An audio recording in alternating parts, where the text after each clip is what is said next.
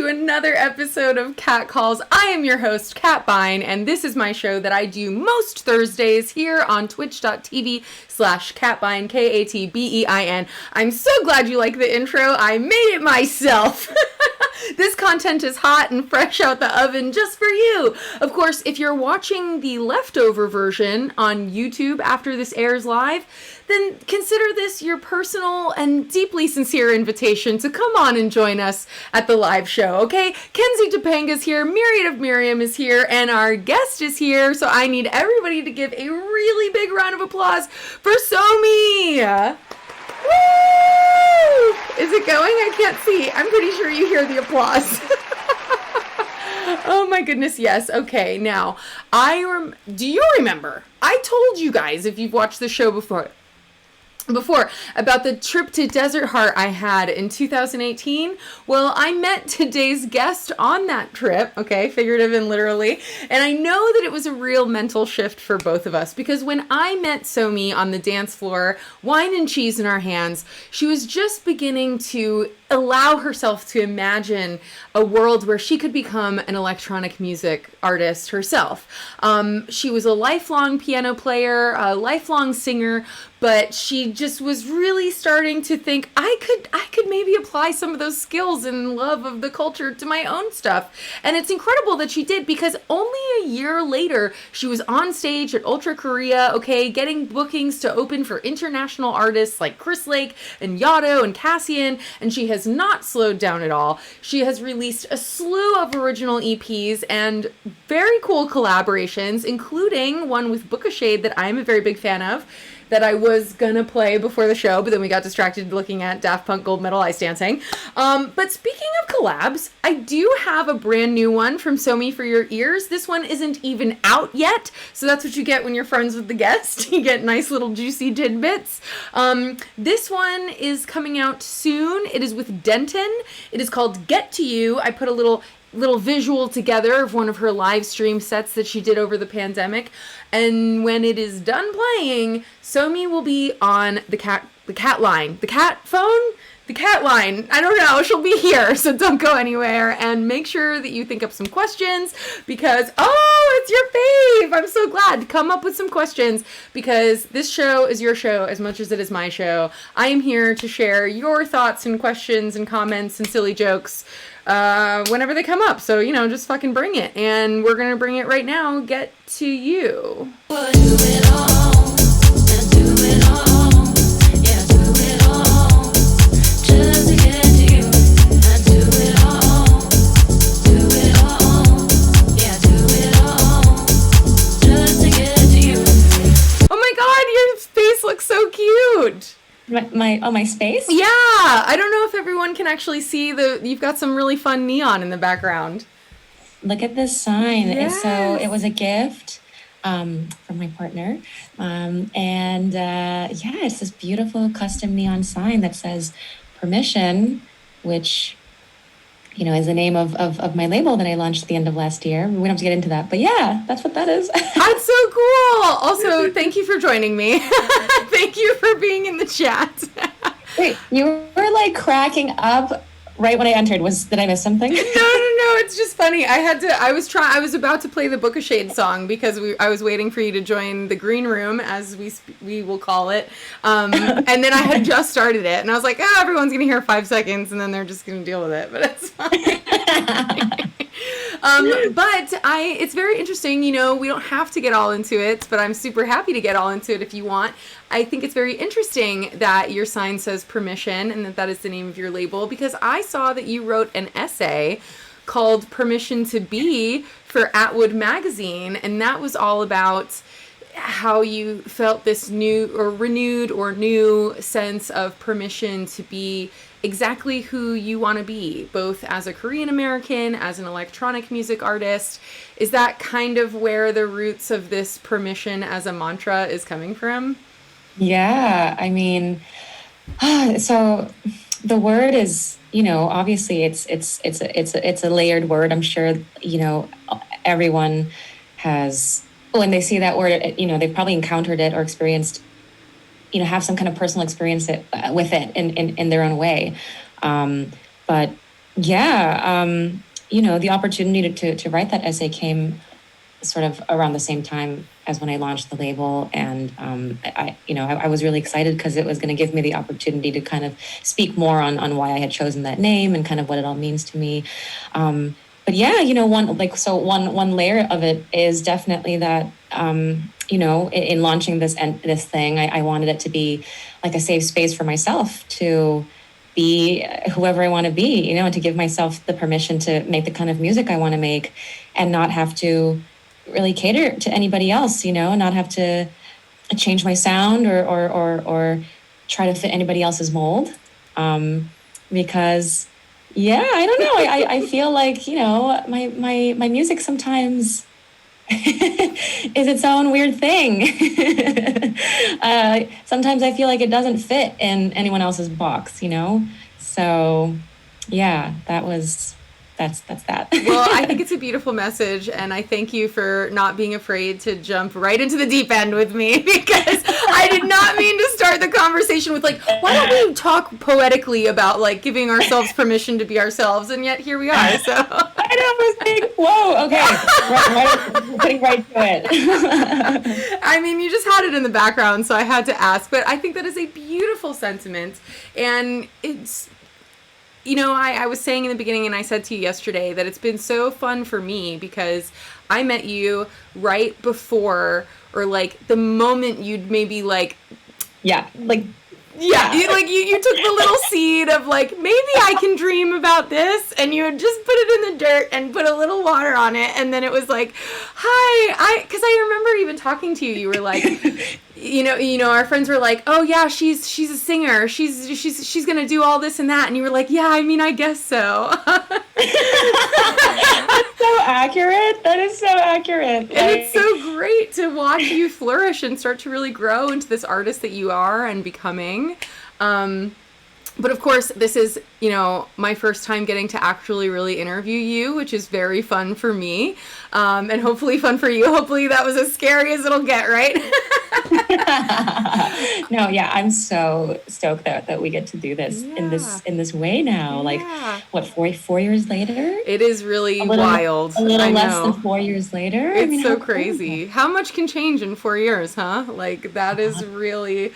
But let's take it all the way back to the beginning and share a bit of your story. I know that you've told your story on the internet before, but I want you to share it with me a little bit. You were born in New Jersey, but you were really raised all over Asia. Yeah. Tokyo, Hong Kong, Seoul. Yeah, in that order. Yeah. What experiences from your childhood have stuck with you? What was it like to grow up and be moving and be in Asia? If that's something you can even put into words. Yeah, no, that's a great question. Well, first of all, so I'll start by saying, sadly, like, I don't remember much of Tokyo. Yeah. So, like, I feel like, sadly, that, like, I was so young when I lived there. So my family moved. My mom had me in New Jersey, and that's where I was born. And then right away, because of my dad's job, like, we relocated to Tokyo. I was like all of 3 months old. So, wow. God bless my mom. So you didn't get the Jersey accent, unfortunately. Yeah. I mean, I didn't even speak, like English is my third language. Wow. I was going to say, how many languages do you speak? Because even between Hong Kong and Seoul, those are not the same language. Correct. Well, so there was a time when I spoke Japanese fluently.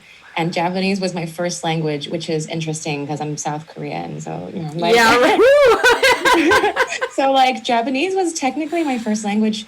And then Korean was, like, mixed in there. And then it wasn't until I moved to Hong Kong and enrolled in, like, an international school that I started to learn how to speak English. But in the process of doing that, and because I was no longer living in Tokyo, I then, like, forgot how to speak Japanese, and just, yeah. But so the point is, I was very young when I lived in Tokyo. I left when I was 3 and moved to Hong Kong, and so, like, that part, I feel, I don't have a lot of conscious memory of that influencing, I guess my childhood. Yeah, but you just like neon. That's really all that stuck with you.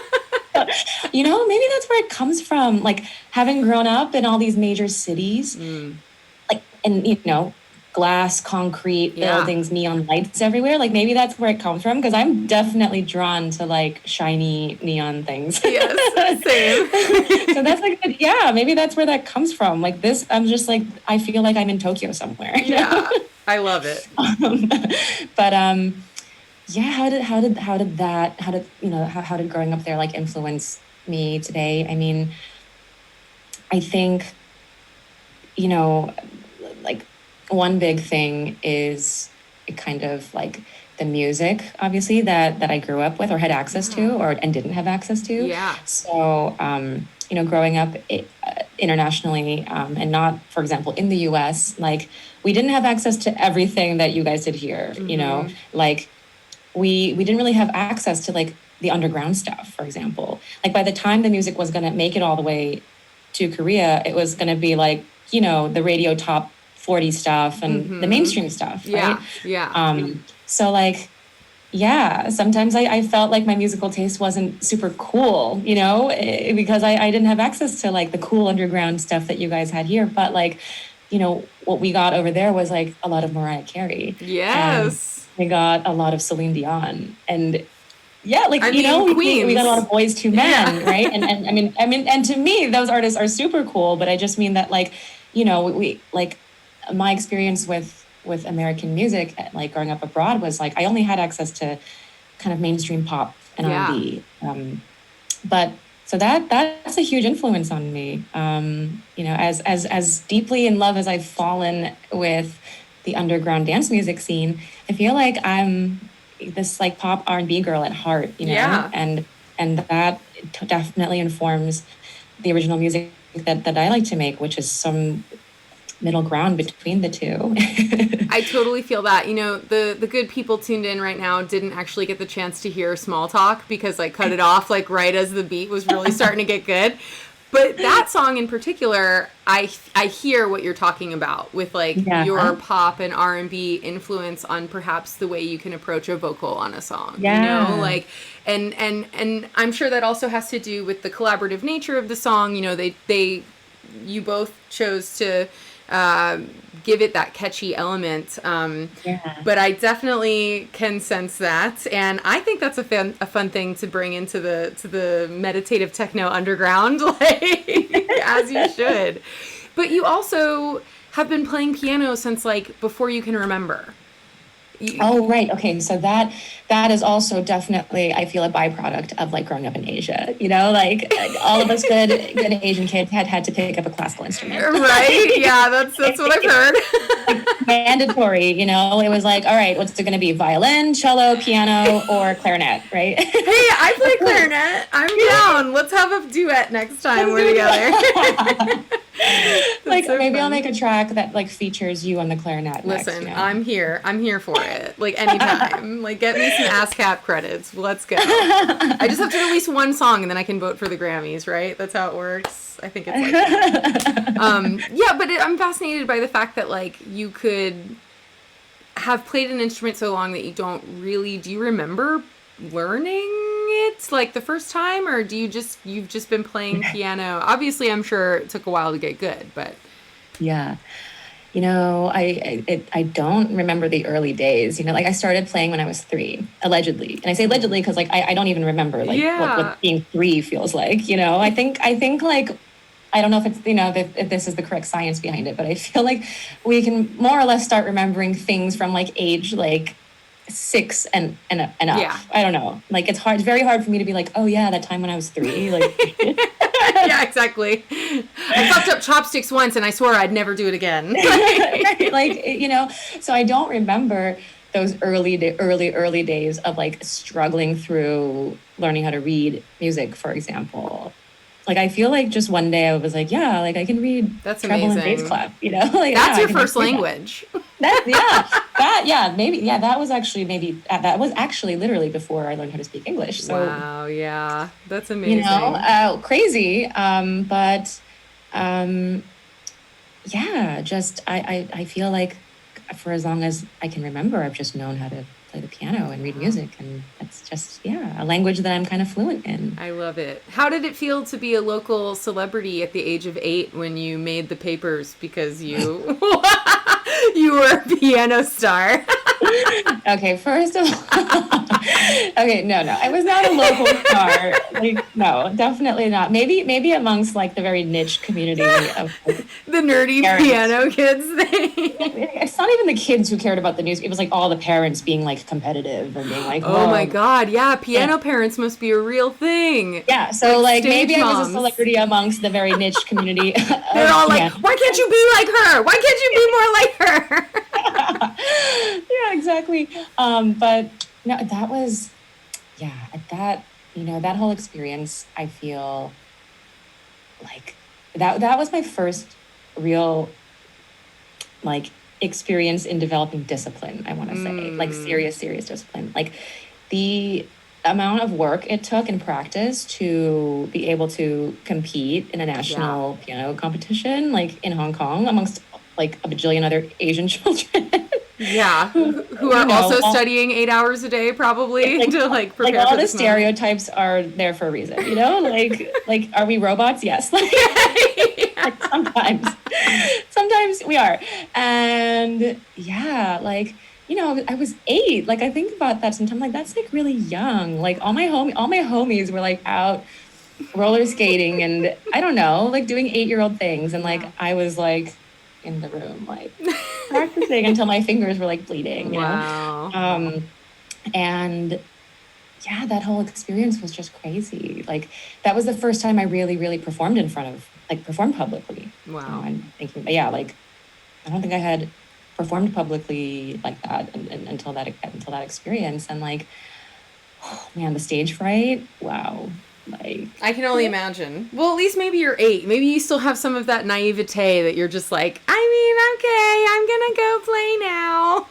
no, No. no, I do remember that. I will never forget just the terror of Wow. like walking up. It's like my turn. They call your number. They don't even call you by name. Or maybe they Wow. call you by like name and number. It's like number 86. Like, and then they butchered my name. They're like Stephanie Ho. Oh And I was like, not my name, but here we go. no.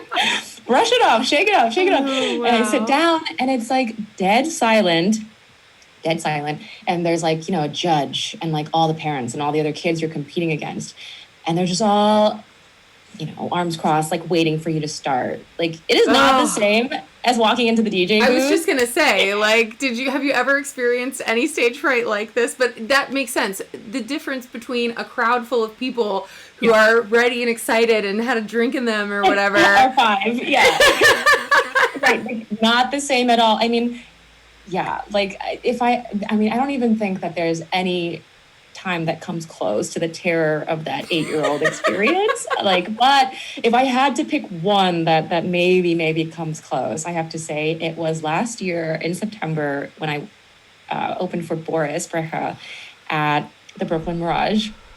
That was single-handedly the most terrifying like stage situation that I've ever walked into because of just, first of all, it's the Mirage, and I've never played there. I've never played in New York, and it's huge, and so there's that. And then second of all, How many people we talking? Do you? oh, it was the full 5,000 was already there. Oh man. It was packed already because it's Boris. Like Yeah. everybody had gotten there early to like get a good spot, and like not like the floor was full. Like people were hanging off the like rafters. I mean, it was Get like out. it was. I have never walked into that many people. Like Wow. there's maybe been 1 or 2 other times where I have played in front of that many people total, or maybe even more, like the Chris Lake, Arizona show last year. I think I ended up playing in front of like 8,000 people, but like Wow. I didn't start with 8,000 in front of me. Like I opened and people trickled in, Wow. and eventually it was 8,000, but like you sort of don't see that happening, like Yeah. because you're just playing, you're in the zone. You don't realize that like 8,000 people have appeared. And then all of a sudden you hear, ah! You're like, You're like, what's oh my God, happening? yeah. But like to walk up to the stage and have there already be 5,000 people. Wow. Yeah, that was the closest in terms of like scariness as like my 8-year-old self walking up to the piano. You know what's really miraculous though, and deserves applause, is you lived through both of those Experiences. Somehow I did, and I managed. I I got first place. I know, that's so awesome. Crazy. So, Crazy. but I know because of when I met you that all of this time, effort, dedication, determination that you cultivated as a child, that your parents were, of course, really wanting you to have. Why does that not translate to a belief that you can follow your heart as a musician as an Oh my, adult? yeah, Where does it just explode? right? Like, where does that all fall apart? Like, where's the disconnect? You're like, this is why I take care therapy and I don't have to talk about it with you, Kat. Like, No, I'm like, yeah, this is like a recurring theme in my life. No, I mean, but kind of, but, you know, I've obviously this is something that as a child of Asian parents, I've thought about so many times, and I'm sure any Asian child who isn't interested or has been interested at some point in the arts or pursuing a creative life has thought about this. Like, why don't my parents believe in me? You know, why don't my parents believe that like I can do this? yeah. And there, I mean, there's so many factors, right? Like, there's first of all, there's like something that I was just talking about with a friend the other night, but like generational privilege, we'll call it, you know. And I mean, privilege comes in so many forms, but like, you know, most of us, like if we're, most of us children of Asian parents, like we have this generational privilege that like they didn't have. Yeah.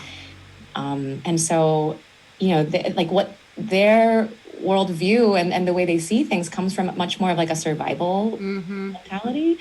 And in that world, there isn't a lot of space to like do things like be a singer or like paint. Yeah. like you're busy trying to survive in you know in the modern sense. Yeah. Like you're trying to make money for the family. And you it's know? even before, I think our generation has this interesting opportunity to do this weird, like, hustle gig Etsy culture. Like, the internet Totally. really opened things up in this Oh strange my way. God, yes. And not saying that that even means that everyone has the ability or the opportunity to make that work for them, but they're like, we were almost trained to be prepared to do 5 things at once, or like have your side hustle or whatever, and that's just not something that anyone 20 about. years ago ever would have seen happen. No, and so there's that, you know, playing a huge factor in just kind of how they assess things. And well, yeah, I guess speaking of how they assess things, like, you know, I think Asian parents are like they look at things in terms of odds, you know. And you know, I think there's a heavy emphasis on that, and just the odds of making it in this profession, like in this path, and particularly, I think as an Asian person, you know, I mean, there just haven't been that many examples of us succeeding at this yet, right? Like, this is all very new, you know. Asians succeeding in mainstream, let's call it Western music, right? Like, this just is very, very new. So like when our parents are like looking at the situation, they're like, the odds seem very low, right? They're like, we can't really point to too many examples of this working out for us. So what you know, what is supposed to convince us to believe that it's going to work out for you? You know, like, why would the odds of that be higher than, you know, you studying hard and going to med school and being a doctor and having a good living that way, making a good living that way, you know? And they're not wrong, right? Yeah. But, you know, there's some of us running around in this world who, you know, we're like, well, screw the odds, you know. Like, it's just so important to me that I try this anyway, even if the odds seem stacked against me, you know. I'm so happy that you are one of those people. And again, I'm sorry. I didn't mean for this interview to turn into a deep, like, oh my God, let me dig into my childhood. I swear to God, I did not mean for this. You're going to be like, I never should have let Kat interview. No, I love getting deep and real with people. Yeah.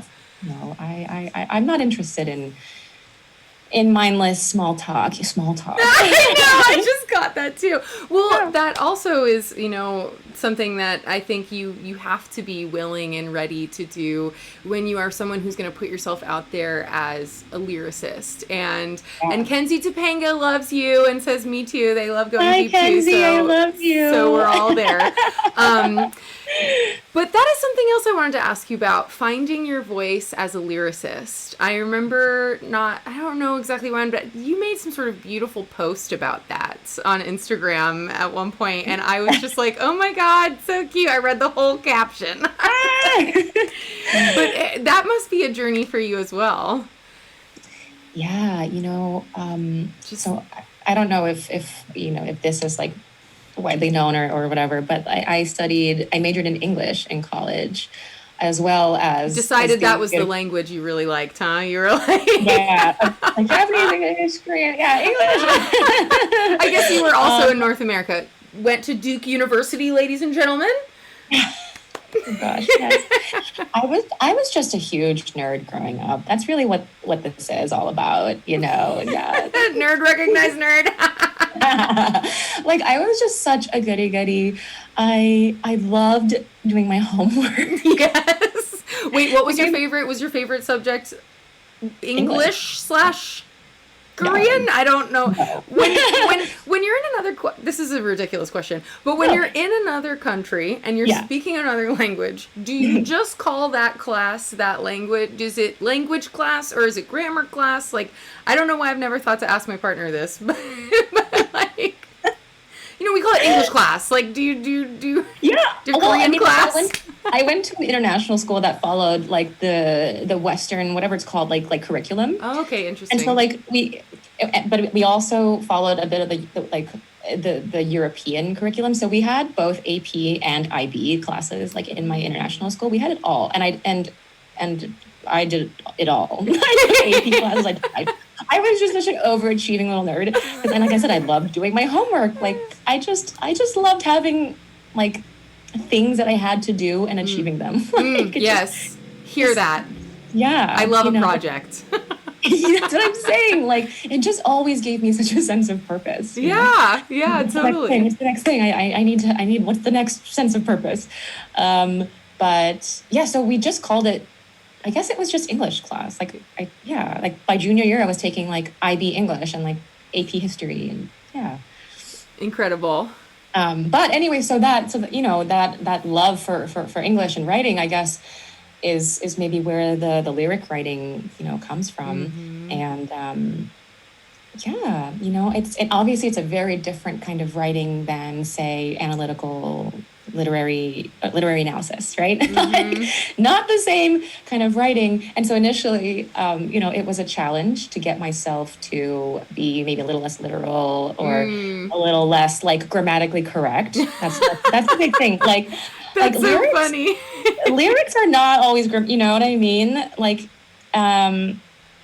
I feel like I watched an old interview or something with Lady Gaga, for example, where she was Ooh. talking about her lyric writing and how like there are moments like in her lyrics where she specifically bends the rules of grammar. Like she knows what's right Right. and what's not right, and she purposely like, oh, it was for Bad Romance, right? Like when she was talking about how I want your body and I want your revenge. You and me could write a bad Right. romance. Shouldn't say That's not you and correct.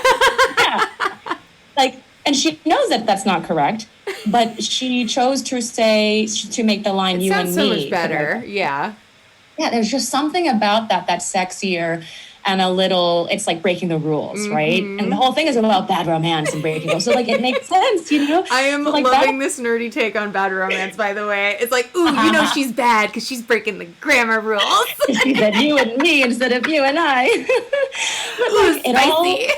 It's so spicy, but yeah, all those little decisions they make the difference, Anyway, so that stuck with me, and so yeah, like in my own lyric writing journey, I had to like let go of the rules, let go of the Yeah. rules. Like Yeah. you can't be such an English major in the execution of the actual lyrics, but I feel like, I still carry some of that with me in the sense of like I always try and like add, write about things that have double meanings and just things that I like to like allude to certain things or pull references, like literary references, and people may not get it, but like it's in there. It's like a little Easter egg for me. And if someone does get it, that's really cool, you know? Yeah. So I still infuse sort of that nerdy background into the way I write, but I've had to learn how to let go a bit of like the rules. Yeah. I love that. And listen, The Weeknd has made plenty of sci-fi book references in his lyrics, and I don't know how many Ooh. people get that, but it gives me I a did chuckle not every know. time. There's one in particular, I don't remember, we don't have to talk about it forever,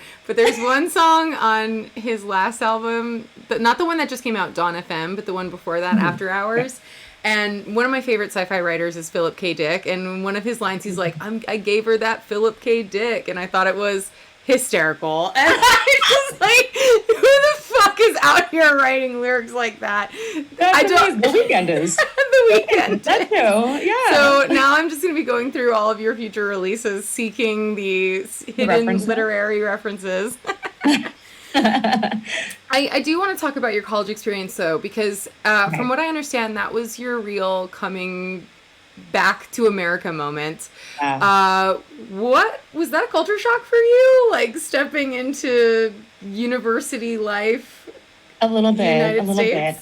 That sounds so weird because like I'm a U.S. citizen and I was a U.S. citizen at the time that I stepped onto campus, you know, so like I'm like this shouldn't be so much of a culture shock to me.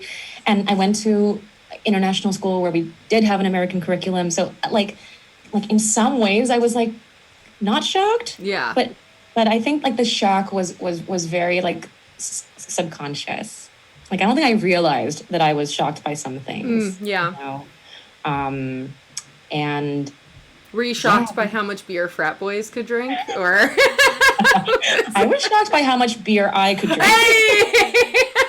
Am I allowed to say that? Yeah, you can say whatever you want. I was like I can drink a lot of beer. That had never been quite put to the test in such a way until I got to college, and I was like, same. I can drink a lot of beer.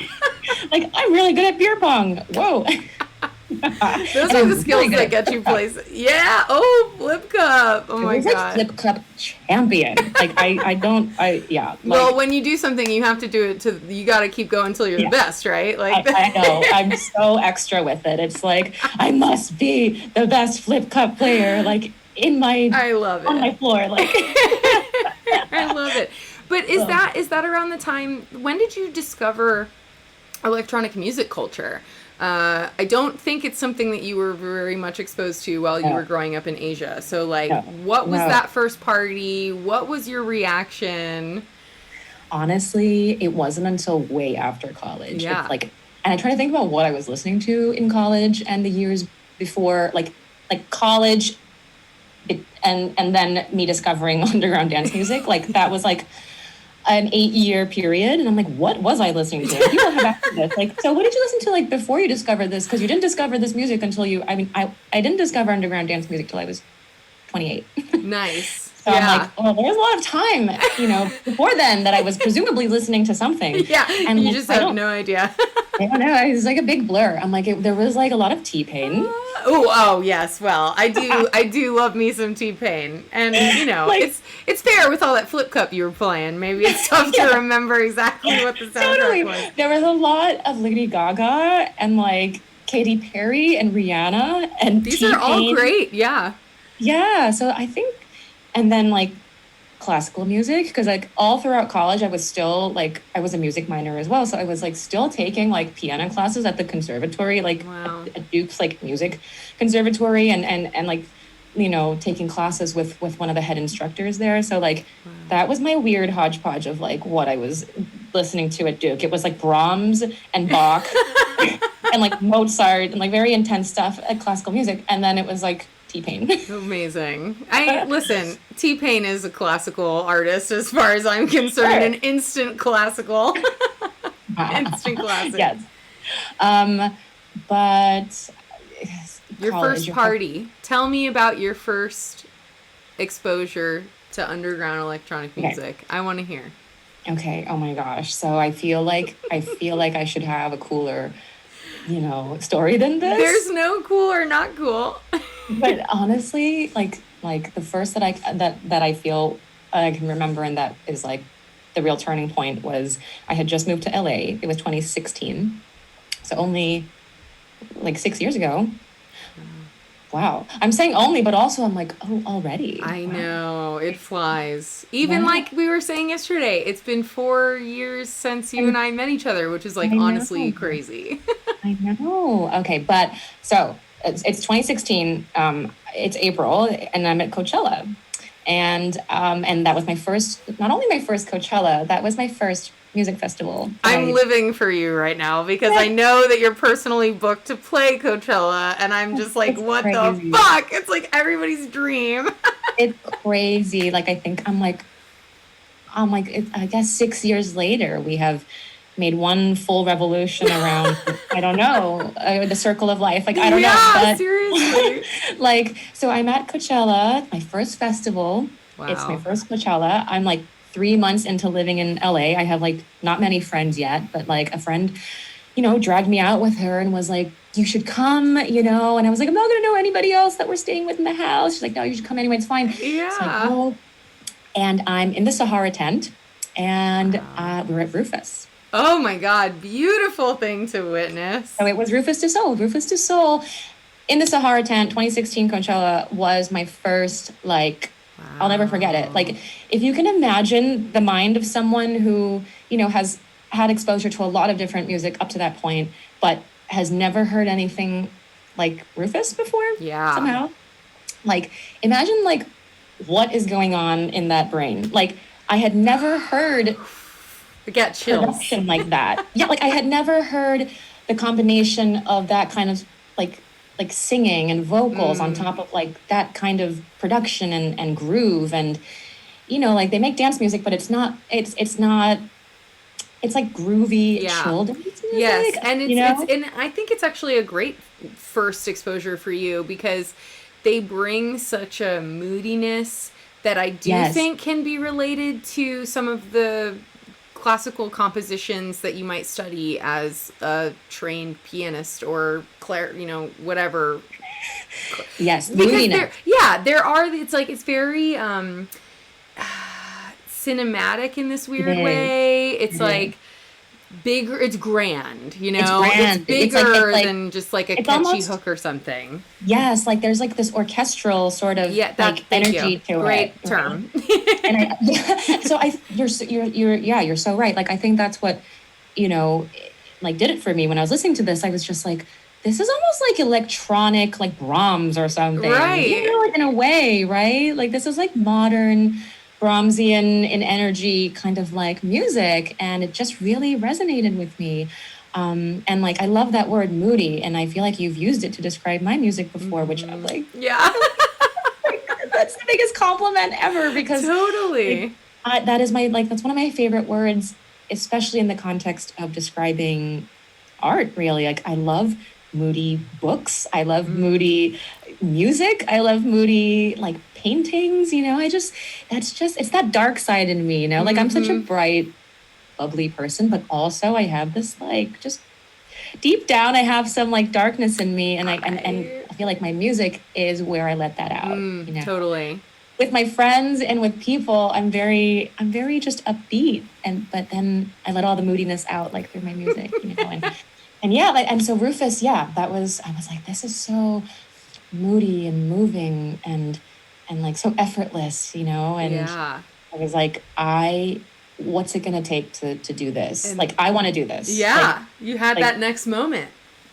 right, but it took, from that point it took 2 years to not only get the courage to be like, okay, wait, no, for real, like I want to do this, but like I felt like, and this is the nerd in me. I felt like I was like, I have a lot of homework to do. Like I was like, I want to study the space. Like I want to, like I can't just like listen to one Rufus set and be like, I'm going to do that. Like I'm not worthy. Like I was like, I need to like absorb like this times 10 for the next 2 years, like, and I want to feel like I have become like an expert in this sound, and you know what I mean. So like I spent the next 2 years going out like my life depended on it, like Yeah. whether it was a warehouse party or an underground or a mainstream party or a mainstream festival or a festival like Crossed, like I was at it all. Yeah. And I was doing that so hard that like I eventually had to quit my job because I was like, amongst other reasons, but I was like, I cannot sustain this. It was like just going out so much that I was showing up to work like dead, I love it. Yeah, been there for sure. Worthy. I mean, but it's amazing. So when you say you quit your job, what did that then take? Like, were you finding a way to sustain what you were doing somehow in the music world? Was that when you started trying to DJ or create music? Did you just swap job for music, or how did you make it work? You just saved money and you said fuck it, like going all in? Like, kind of. Yeah. Well, people who know me, people who are close to me will say like I have some impulsive tendencies, or like it appears impulsive on the outside, right? Because like it will be seemingly like out of nowhere that I make these really big drastic decisions. But what they don't know, what they don't realize is that like I've played out all these micro scenarios in my head like a million times. I just may not have like been vocalizing them, And so like I've already like thought it all out. And so at the time that I'm finally like, fuck it, I'm making this decision, it seems like, oh my God, wait, whoa, like you can't just like make a decision like that out of nowhere. But I'm like, oh, but you don't understand, it isn't out of nowhere for me, Yeah. And so yes, like on paper, I just kind of like quit my job and with no backup plan. And I was like, I literally swapped like all the time that was being taken up by like a full-time job. I swapped that out for like music. Like I was like, I'm going to invest in a pair of decks. I'm going to start learning how to mix. I'm going to take some production classes. I'm going to learn how to produce. Like I had to learn all of it all at the same time. Yeah. Like it was a lot. Like it's hard enough to learn how to DJ on its own, learn how to use Ableton on its own. I did both at the same time. And, I wasn't like 12 when I learned how to do this, right? So, it was a lot. And meanwhile, yeah, there was always in the back of my mind, I'm like, is this going to work out? Like I'm not getting any younger, like, just the normal. And I'm looking around at my peers and my friends, and people are buying homes and getting married. Yeah. And I'm like, you're like, I bought some decks. I bought some CDJs. Guys. People are like talking about there's the zip codes in which they're like buying homes. And I'm like, oh God, I got CDJ 2000s. That's the number. and the Nexus mixer, like. Well, Action Jackets is saying that is inspiring. So, you just have the courage to do what so many people would love to have the courage to do. And not only that, just like you were saying at the beginning of our conversation, at a young age, you learned the power of discipline and really trying. And I think it's because you were courageous enough to say, fuck it, dude, I'm going to put 1,000% of myself behind this, that it also seems very sudden and crazy that a year after I met you and you're like just starting to be like, I think I'm gonna try to be an artist, you're playing like Ultra Korea and you're playing where are my words? You're doing opening sets for people like Chris Lake and Yotto, like I was saying in the beginning. What the fuck? What happened between the moment I met you on the dance floor and we were being crazy to Ultra Korea? Right. Like, yeah, no, you're right. Because the timeline of that was very fast. It was like 14 months. That is like, so wild. Yeah. 14 months it went from us at Desert Hearts, just like having a blast, me being like, I think I want to do this. So like I flew up to Korea and, I'm on stage playing right before, who was it? Like Josh Wink was wow, nice. Yeah. And the day before that had been Jamie Jones and East Everything, and I'm like, I've never heard of these DJs. Who are these people? Just and I'm like, so what happened? It's so many things, right? And I have to say, like, I want to say as much as yes, there was a lot of discipline involved and putting in the time. And putting in the time to work on the craft, learning how to mix, recording mixes, and practicing and just, trying to get like my transitions better and better to a place where, I was not cringing when I listened back on them, and all of that. Like, as much as it was that, it was also just like, I always say, like, no one does this alone. Like a huge part of it was I just was very fortunate to have incredible people around me and along the way. Like, I know that sounds cliche, but like, no, like, for real, like, somebody that I met at that very first Coachella, for example, and just by chance, right? And at the time that I met him, I had no intention of doing music. I was a tech product manager. Like, I was introduced to him just like as friends, but that happened to be someone named Mark, who is now, my manager. But even before he became my manager, he was just a very good friend of mine for 2 years. And that's what I mean by I just got very fortunate along the way to have met these very integral people who, have cheered me on, supported me, have also had the network to connect me to the right people, maybe, present me with the right opportunities.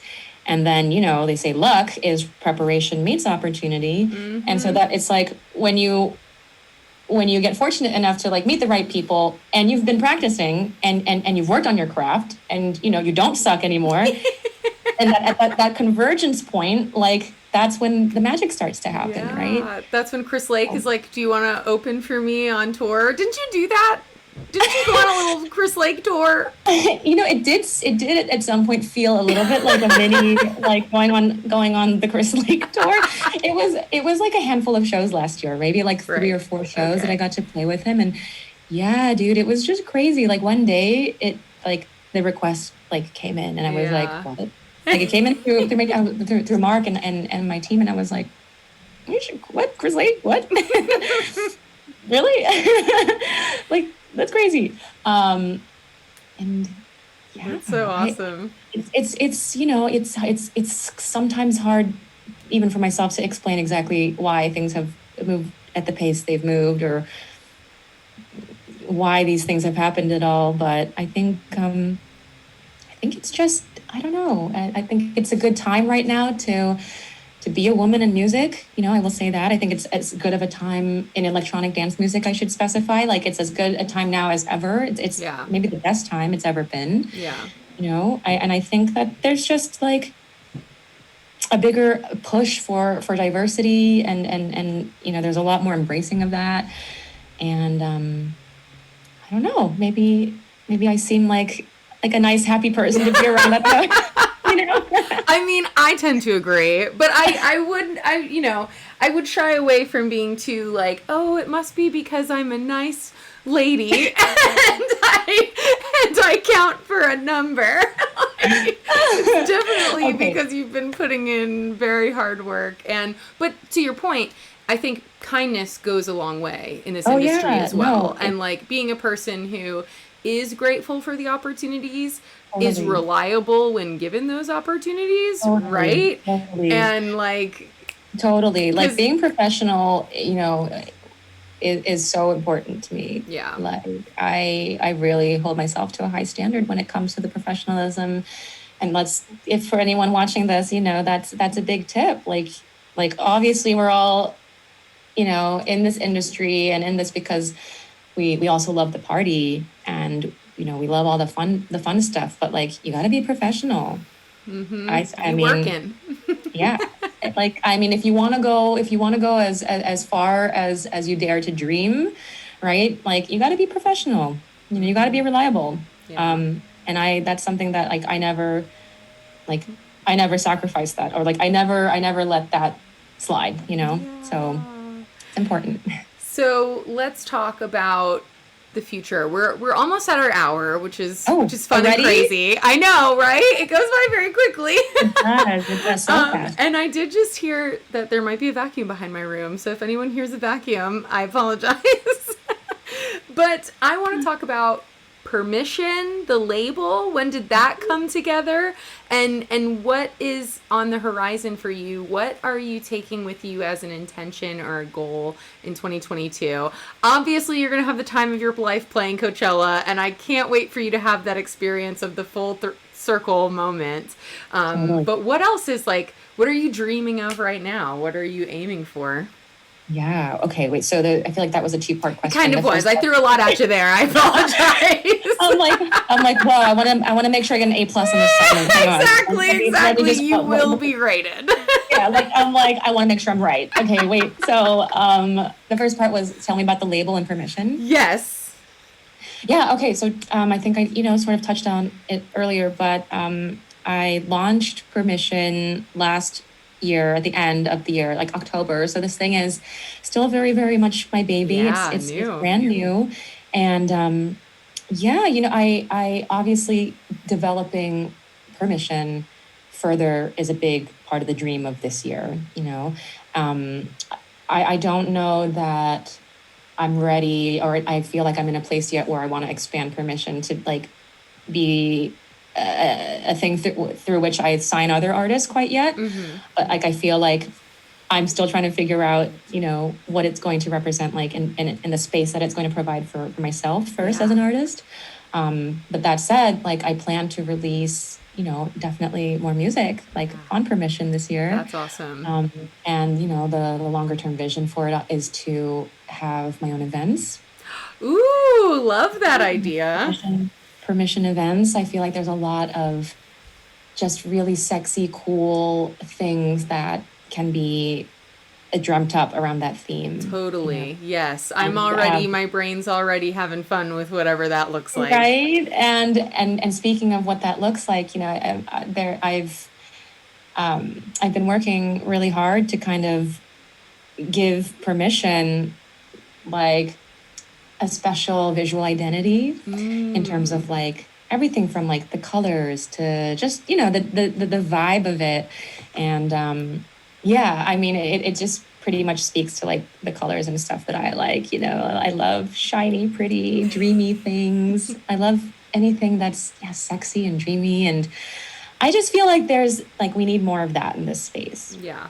Mm-hmm. I love wearing black, don't get me wrong, right? But I feel like there's a lot of like black and white, for Yeah. example, in this space. Definitely. And like Definitely. nothing wrong with that. Like I said, I love black and white, but you know, I think that there's just like a lot of room for this kind of thing. Like I don't see a lot Totally. of this, you Yeah. don't see a lot of dreamy colors and pinks and Yeah, stuff like that. especially in the space that I feel like you've started to really cultivate around you of this like deeper meditative like techno and progressive kind of world. Yeah. Um and I totally think there's space for more dreamy pastelly like yeah, I think it's Right? ready for it. Like, let's soften you up over there, Mr. Right? Tech House Right? guy.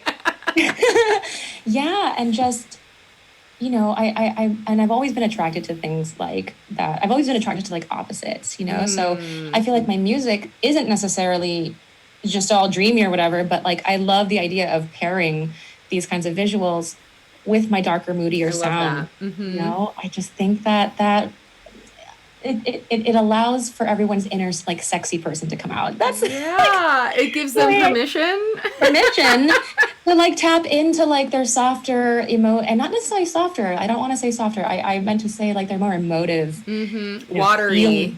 Yeah, Like, watery. yeah. I like that. Like their Uh-huh. watery side. Like I want to create a safe space for like fans and for people to like live that. Yeah, Um, Chatty C11 is saying, show the world the Somi sound. Let's go.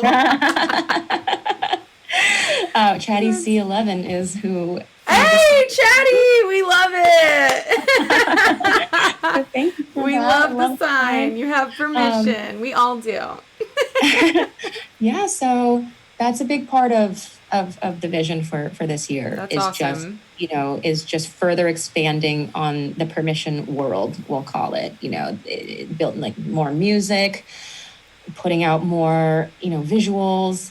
Just I want this world to continue to come to life, really, I love through that. all of it, through the visuals and the music. And yeah, and kind of related to that, just my deep focus, and I was just talking to my team about this today, actually, is I really want to focus on, yeah, the Somi sound, but like, how do I say this? There's so much in my head sonically that I feel like I have not even I have not even put pen to paper yet with what's in here. You're still Like, so early in your journey, which is what's crazy. Like you kind of, it's you were talking about permission as a concept, but you almost also have this strange duty because you have been given a beautiful platform early on in your career, and now it's like, man, run with that. Like, take all of these years of experience and training and literary thinking and like put it all together. you're nailing it. And I will say, like, I'm going to be real. Like, I feel a tremendous amount of pressure. I do. Yeah. Because I am very aware of the opportunity in my hands right now, and I think about it every day, and every day it chases me a little, and sometimes that chasing feels, it instills or encourages productivity. And some days that chasing it induces a lot of fear. Yeah, just makes you want to sleep in. I get it. Yeah, it makes me want to hide sometimes. Some days I just can't. Like, some days, honestly, the pressure, I'm like, I feel like I can't get out of bed, and it's this constant duality between those two feelings. But that said, like, the more overwhelming feeling is the wanting to do this, right? Like, that always in the end beats out the other feeling. And all I have to say is I have so much music in my head that, like, I'm trying to get out of me, and it's gonna sound like all the other stuff that I've put out in a way, obviously, because, like, it's coming from me. But I feel like there's some different music that you're going to be getting from me in the next, like, let's call it over the next year. Like you're going to be hearing some different stuff from me, and I'm really excited to, like, put it out there. I'm really excited to hear that. And I think, just to say one thing before we wrap it up, to your point, I totally feel and understand why you would feel that pressure. And I think a little bit of that pressure is good, right? Like you said, it can keep you on track. But make sure you're always leaving room for yourself to have fun too, because that's like what this was all about. It was. That's what it is all about. Right? Like, I have to, like, anytime I get too deep into the stress part of it, like, I need to remember you and I on that, you and me, on that dance floor at Desert Hearts, tearing it up. We were tearing it up. I know. That was like, I have almost never laughed as hard as I was laughing that day in my life. We were going crazy. Listen, if the pressure ever gets a little too much for you, we'll just have to recreate that experience. We'll just do our own little, I'll just hit you up, be like, you free? You up? You up? Let's go. Well, I hope to have an experience like that with you in Miami. Maybe not exactly like that experience, but maybe something like that in Miami. I hope that you will be there. I don't want to say anything about what might bring you to Miami because we don't want to jinx anything or speak anything or whatever, but I hope to see you there in Miami so that we can continue this conversation and maybe have a couple to play some flip cup and have a deep conversation about permission. I think nothing more than deep conversations plus flip cup. Yeah, it sounds great. Is there anything else though that you want to say to the world while I have you on the line? I'm so bad at you've already said a lot of wonderful things. Don't let me make it feel like you have to come up with the perfect kicker. Well, I'm just gonna say something that is just it's just this is just me, but, like, and genuinely, like, anyone who's watching, anyone who may watch the YouTube version of this later, even if you're not watching, right now, like, I really just want to say, like, thank you. Absolutely. Judy Miami, beautiful, wise conversation is the comment that we just got from Judy Miami. Oh, hi, Judy. Like, seriously, just thank you. Like, even it still shocks me that, like, 5 people care about my music. You know, I just, yeah. I know what you mean. I know what you seriously. mean. So thank you. Like, actually, seriously, from the bottom of my heart, thank you. Yeah. Like this is all I ever wanted to do with my life. I know. Wait, please tell me, were your parents impressed when you played Ultra Korea? Okay. You're like, surely that, you know, they were. And they're not the type to like be really expressive about it. Like they're like Korean parents. You know? Like I could tell that they were like, ooh. Yeah. And that was the turning point. I will say, like it was after that experience that like I got their blessing. Oh, got their blessing. I know, like literally, like it was. I could so wonderful. Like, that changed it all. It did because they finally entered my world, and they finally saw. I don't know what they thought it was. Like, well, because they were like, oh my god, like nightclubs and like oh like I think they were just picturing me like playing at like a strip club. I think I really think that they thought what it was is that like I like play in front of like a bunch of naked people or something. I think they just pictured the most like in their minds like degenerate scenario, and they're like, "This is what our daughter is doing with with her college, her Duke degree." Like, oh my god, and like so I can't blame them for like not being the most thrilled, because like they hear like nightclub, that's I don't know what they're picturing. They're picturing all kinds of degenerate activities. Yeah, they're just like they've seen one episode of Euphoria, and they're like, oh my god, they're like, oh my god, our poor daughter, And so then they come to Ultra. It's like broad daylight. It's a daytime festival. There's like, and in Korea, like people don't dress to the festival like as crazy as they do at like Desert Hearts. Like the nudity is a bit less. Yeah. And so like they're like, oh my god, like people are just so well behaved and like it's daytime, and it's like this actually is way more wholesome than like we thought.